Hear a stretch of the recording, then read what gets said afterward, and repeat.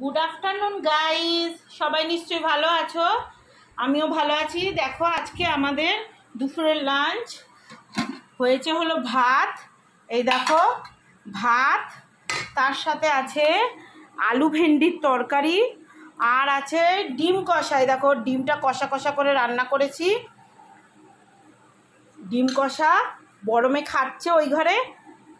আর এই দেখো এখানে একটুখানি ডিম কষা তুলে রেখেছি, এটা হলো আমার বাবার বাড়িতে যাবে, বাবার বোন খাবে। আর আছে দাঁড়াও দেখাচ্ছি। আর এই দেখো সাথে আছে আলু পটলের তরকারি। এই দেখো আলু দিয়ে পটল দিয়ে তরকারি করেছি। আর আছে দেখো এটা কালকে রান্না হয়েছিল পাঙ্গাস মাছ।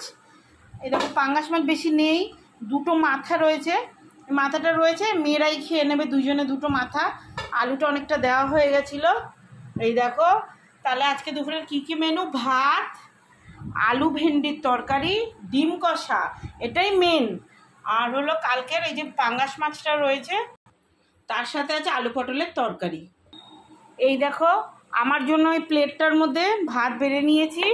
আমি আজকে খাবো ভাত, আলু পটলের তরকারি, তার সাথে খাবো এই আলু ভেন্ডির তরকারিটা।